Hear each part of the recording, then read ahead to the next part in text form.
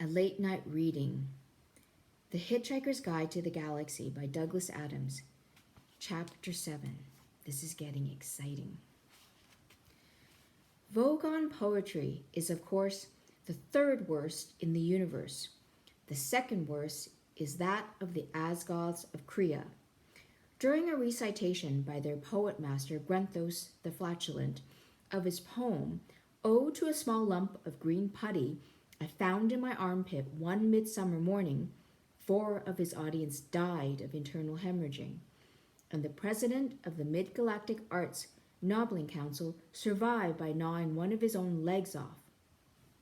Grenthos is reported to have been disappointed by the poem's reception and was about to embark on a reading of his 12-book epic entitled My Favorite Bathtime Gurgles, when his own major intestine, in a desperate attempt to save life and civilization, leapt straight up through his neck and throttled his brain. The very worst poetry of all perished along with its creator, Paul and Nancy Millstone Jennings of Greenbridge, Essex, England, in the destruction of the planet Earth. Prostechnik Vogon Jeltz smiled very slowly. This was done not so much for effect as because he was trying to remember the sequence of muscle movements. He had a terribly therapeutic yell at his prisoners and was now feeling quite relaxed and ready for a little callousness. The prisoners sat in poetry appreciation chairs, strapped in. Vogons suffered no illusions as to the regard their works were generally held in. Their early attempts at composition had been part of a bludgeoning insistence that they be accepted as a properly evolved and cultured race. But now, the only thing that kept them going was sheer bloody-mindedness. The sweat stood out on Ford Prefect's brow and slid round the electrodes strapped to his temples. These were attached to a battery of electronic equipment, imagery intensifiers, rhythmic modulators, alliterative residulators, and simile dumpers, all designed to heighten the experience of the poem and make sure that not a single nuance of the poet's thought was lost. Arthur Dent sat and quivered. He had no idea what he was in for, but he knew that he hadn't liked anything that had happened so far and didn't think things were likely going to change. The Vogon began to read, a fetid little passage of his own devising. "Oh, Freddled Grunt Bugly," he began. Spasms racked Ford's body. This was worse than even he'd been prepared for. "Thy micturations are to me as plurtled gobbleblotch, its unallerged bee." "Arg," went Ford Prefect, wrenching his head back as lumps of pain thumped through it. He could dimly see beside him Arthur lolling and rolling in his seat. He clenched his teeth. "Group, I implore thee," continued the merciless Vogon, "my funting turlingdromes." His voice was rising to a horrible pitch of impassioned stridency. "And hooptitiously strangle me with crinkly brindlewhortles, or I will rend thee in the gobberworts with my blurgocrunchin. See if I don't." Cried Ford Prefect, and threw one final spasm as the electronic enhancement of the last line caught him full blast across the temples. He went limp. Arthur lolled. "Now, Earthlings," whirred the Vogon. He didn't know that Fort Prefect was in fact from the small planet somewhere in the vicinity of Betelgeuse, and wouldn't have cared if he had. "I present you with a simple choice. Either die in the vacuum of space, or—" He paused for melodramatic effect. "Tell me how good you thought my poem was." He threw himself backwards into a huge, leathery, bat-shaped seat and watched them. He did the smile again. Ford was rasping for breath.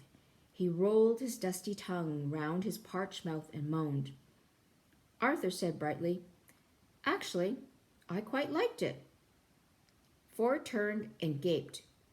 Here was an approach that had quite simply not occurred to him. The Vogon raised a surprised eyebrow that effectively obscured his nose and was therefore no bad thing. "Oh, good," he whirred, in considerable astonishment. "Oh, yes," said Arthur. "I thought that some of the metaphysical imagery was really particularly effective." Ford continued to stare at him, slowly organizing his thoughts around his totally new concept. Were they really going to be able to bareface their way out of this? "Yes, do continue," invited the Vogon. "Oh, and interesting rhythmic devices too," continued Arthur, which seemed to counterpoint the he floundered. Ford leaped up to his rescue, hazarding, "Counterpoint the surrealism of the underlying metaphor of the he floundered too, but Arthur was ready again. "Humanity of Vogonity," Ford hissed at him. "Ah, yes, Vogonity of the poet's compassionate soul." Arthur felt he was on a home stretch now, which contrives through the medium of the verse structure to sublimate this, transcend that, and come to terms with the fundamental dichotomies of the other. He was reaching a triumphant crescendo, and one is left with a profound and vivid insight into which suddenly gave out on him. Ford leaped in with a coup de grace. "Into whatever it was the poem was about," he yelled, out of the corner of his mouth. "Well done, Arthur. That was very good." The Vogon perused them. For a moment, his embittered racial soul had been touched, and he thought, no, too little too late. His voice took on the quality of a cat snagging brushed nylon. "So what you are saying is that I write poetry because, underneath my mean, callous, heartless exterior, I really just want to be loved," he said. He paused. "Is that right?" Ford laughed, a nervous laugh. "Well, I mean, yes," he said. "Don't we all, deep down? No, the Vogon stood up. "No. Well, you're completely wrong," he said. "I just write poetry to throw my mean, callous, heartless exterior into sharp relief. I'm going to throw you off the ship anyway. Guard! Take the prisoners to number 3 airlock and throw them out." "What?" shouted Ford. A huge young Vogon guard stepped forward and yanked them out of their straps with his huge, blubbery arms. "You can't throw us into space," yelled Ford. "We're trying to write a book." "Resistance is useless," shouted the Vogon guard back at him.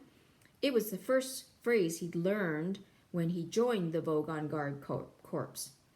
The captain watched in detached amusement and then turned away. Arthur stared round him wildly. "I don't want to die now," he yelled. "I've still got a headache.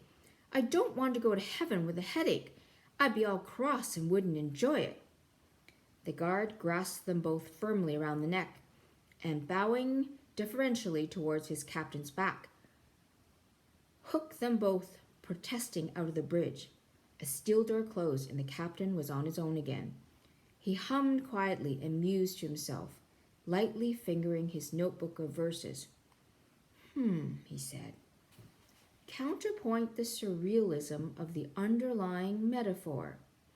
He considered this for a moment and then closed the book with a grim smile. "Death's too good for them," he said. The long, steel-lined corridor echoed to the feeble struggles of the 2 humanoids clamped firmly under rubbery Vogon armpits. "This is great," spluttered Arthur. "This is really terrific. Let go of me, you brute." The Vogon guard dragged them on. "Don't you worry," said Ford. "I'll think of something." He didn't sound hopeful. "Resistance is useless." bellowed the guard. Just don't say things like that, stammered Ford. How can anyone maintain a positive mental attitude if you're saying things like that? My God, complained Arthur. You're talking about a positive mental attitude, and you haven't even had your planet demolished today. I woke up this morning and thought I'd have a nice relaxed day, do a bit of reading, brush the dog. It's now just after 4 in the afternoon, and I'm already being thrown out of an alien spaceship 6 light years from smoking remains of the Earth. He spluttered and gurgled as the Vogon tightened his grip. All right, said Ford, just stop panicking. Who said anything about panicking? Snapped Arthur. This is still just the culture shock. You wait till I've settled down into the situation and found my bearings. Then I'll start panicking. Arthur, you're getting hysterical. Shut up. Ford tried desperately to think, but was interrupted by the guard shouting again. Resistance is useless. And you can shut up as well, snapped Ford. Resistance is useless. Oh, give it a rest, said Ford. He twisted his head till he was looking straight up at his captor's face. A thought struck him. Do you really enjoy this sort of thing? He asked suddenly. The Vogon stopped dead, and a look of immense stupidity seeped slowly over his face. Enjoy? He boomed. What do you mean? What I mean, said Ford, is does it give you a full, satisfying life? Stomping around, shouting, pushing people out of spaceships? The Vogon stared up at the low steel ceiling, and his eyebrows almost rolled over each other. His mouth slapped. Finally he said, Well, the hours are good. They'd have to be, agreed Ford. Arthur twisted his head round to look at Ford. Ford, what are you doing? He asked in an amazed whisper. Oh, just trying to take an interest in the world around me, okay? He said. So the hours are pretty good. He resumed. The Vogon stared down at him as sluggish thoughts moiled around in the murky depths. Yeah, he said. But now you come to mention it, most of the actual minutes are pretty lousy. Except, he thought again, which required looking at the ceiling, except some of the shouting I quite like. He filled his lungs and bellowed, Resistances! Sure, yes, interrupted Ford hurriedly. You're good at that, I can tell. But if it's mostly lousy, he said, slowly giving the words time to reach their mark, then why do you do it? What is it? The girls? The leather?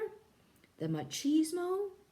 Or do you just find that coming to terms with the mindless tedium of it all presents an interesting challenge? Arthur looked backwards and forwards between them in bafflement. Said the guard. I don't know. I think I just sort of do it, really. My aunt said that spaceship guard was a good career for a young Vogon. You know, the uniform, the low-slung stun ray holster, the mindless tedium.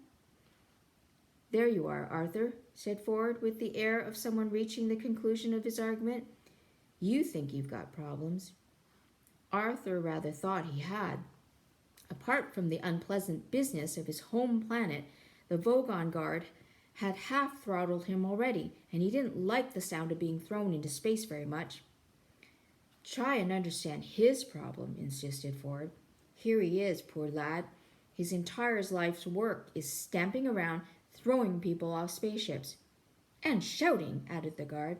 And shouting, sure, said Ford, patting the blubbery arm clamped around his neck in friendly condescension. He doesn't even know why he's doing it. Arthur agreed this was very sad. He did this with a small, feeble gesture because he was too asphyxiated to speak. Deep rumblings of bemusement came from the guard. Well, now you put it like that, I suppose. Good lad, encouraged Ford. But, all right, went on the rumblings. So what's the alternative? Well, said Ford brightly but slowly, stop doing it, of course. Tell them, he went on, you're not going to do it any more. He felt he ought to add something to that, but for the moment the guard seemed to have his mind occupied pondering that much. Said the guard.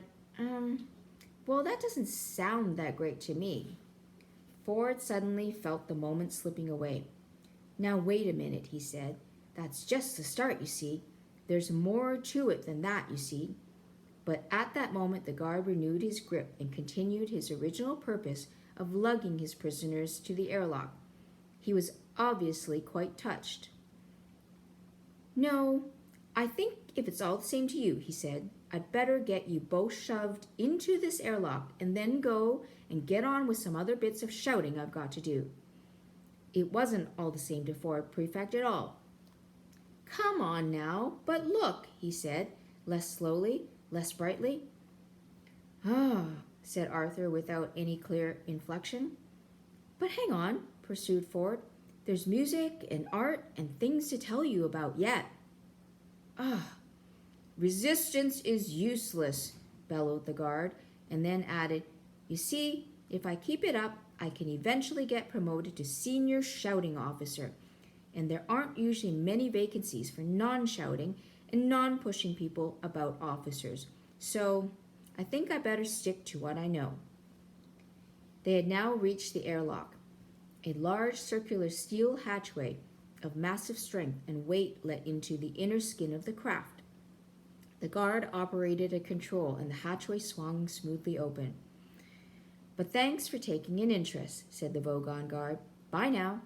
He flung Ford and Arthur through the hatchway into the small chamber within. Arthur lay panting for breath.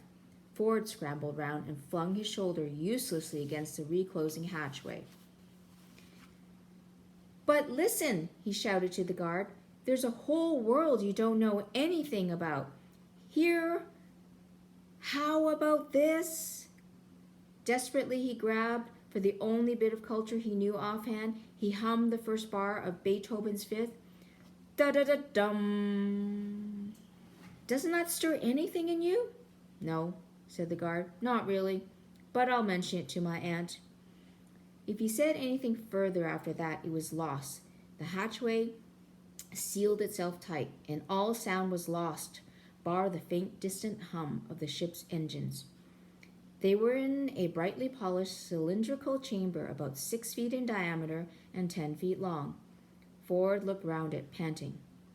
Potentially bright lad, I thought, he said, and slumped against the curved wall. Arthur was still lying in the curve of the floor where he had fallen. He didn't look up. He just lay panting. We're trapped now, aren't we? Yes, said Ford. We're trapped.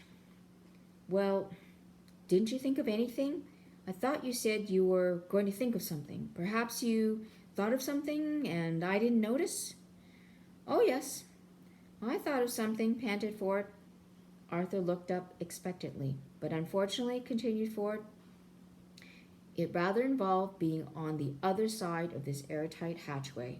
He kicked the hatch they'd just been thrown through. But it was a good idea, wasn't it? Oh, yes. Very neat. What was it? Well, I hadn't worked out the details yet. Not much point now, is there? So, what happens next? Asked Arthur. Well, the hatchway in front of us will open automatically in a few moments, and we will shoot out into deep space, and I expect that we will asphyxiate. If you take a lungful of air with you, you can last for up to 30 seconds, of course, said Ford. He stuck his hands behind his back, raised his eyebrows, and started to hum, an old Beetlejuicean battle hum. To Arthur's eyes, he suddenly looked very alien. So this is it, said Arthur. We are going to die. Yes, said Ford, except... No, wait a minute. He suddenly lunged across the chamber at something behind Arthur's line of vision. What's this switch? He cried. What? Where? Cried Arthur, twisting around. No, I was only fooling, said Ford. We are going to die after all. He slumped against the wall again and carried on the tune from where he had left off. You know, said Arthur, it's at times like this, when I'm trapped in a Vogon airlock with a man from Beetlejuice and about to die, of asphyxiation in deep space that I really wish I'd listened to what my mother told me when I was young. Why? What did she tell you? I don't know. I didn't listen. Oh, Ford carried on humming. This is terrific, Arthur thought to himself. Nelson's column has gone. McDonald's have gone. All that's left is me, and the words mostly harmless. Any second now, all that will be left of is mostly harmless. And yesterday, the planet seemed to be going so well. A motor whirred. A slight hiss built into a deafening roar of rushing air as the outer hatchway opened onto an empty blackness, studded with tiny, impossibly bright points of light. Ford and Arthur popped into outspace like corks from a toy gun. Thank you.